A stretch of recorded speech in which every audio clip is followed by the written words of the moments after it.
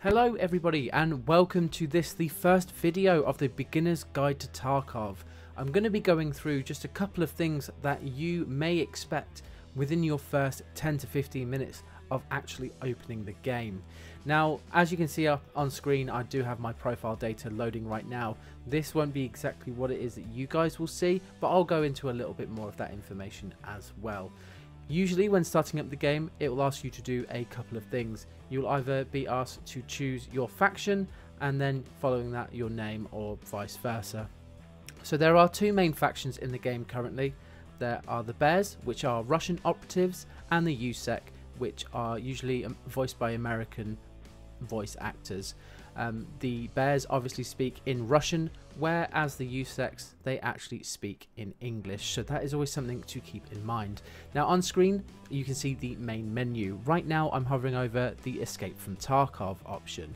So as a new player to the game, wanting to actually raid, you are most probably going to want to click on the Escape from Tarkov option, in which on a later video I will be going into a lot more detail on. That is where you'll choose your map and essentially ensure your gear and go from there. But again, I'm gonna go through all of that in a later video. Essentially, that's how you play the FPS part of the game that you'll see a lot of people playing right now, all the streamers, even myself on some of my other videos. Now, going on to the character option.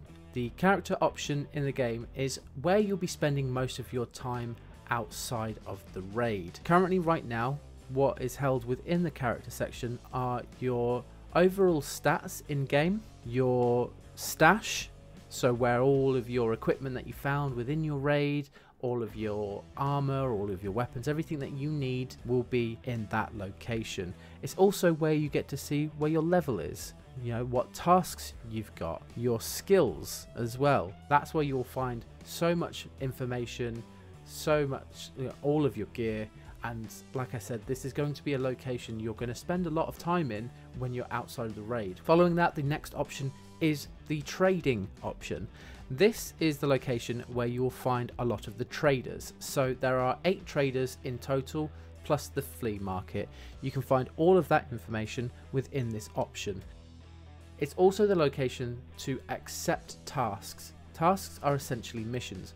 And don't worry, I know I'm racing through some of this, but I will go into all of these options in greater detail at later videos. Now over to the Hideout. So the Hideout is a location that you're going to want to focus on, especially in the early game. With the Hideout itself, that's where you're going to collect most of the items that you find in raid, and then hopefully use them to either gain some money or to start upgrading your hideout with particular items. It's a good place in order to start upgrading your player main character as well, being able to get them into raids faster, and it gives you various different options in, you know, late game money making. Now the preset system. The preset system is where you can actually build your own weapons. What I mean by this is taking a stock weapon in the game, so if we take the AK-101 for example, breaking it down by all of its parts, putting more parts onto it, and seeing what it will do to the game's stats. Now, with what you're seeing actually on the screen, because I've played this game for quite a long time, I've examined a lot of items, and we will get to examining items in a later video. Again, this is just the first 15 to 20 minutes of what you will most probably see and what it looks like. Now, there's always a back button on the bottom right which will take you to your previous page. Now, in terms of the handbook, this is just a location for you to see everything that you have examined within the game.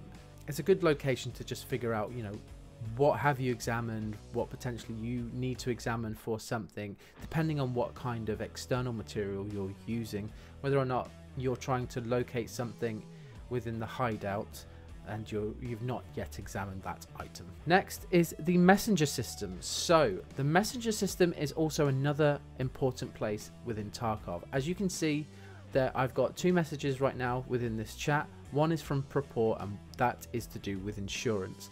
I will go into that on a later video showing you how important stuff like insuring gear actually is. And then lastly, there's the settings options. Of course, this is completely down to you as the individual and how you would like your settings to be set up. Now I know this was a very quick video. That is for a specific reason. I'm going to continue producing some videos and outputting videos breaking down certain elements within the game. Hopefully this quick video will give you a better understanding of what it feels like to first open the game.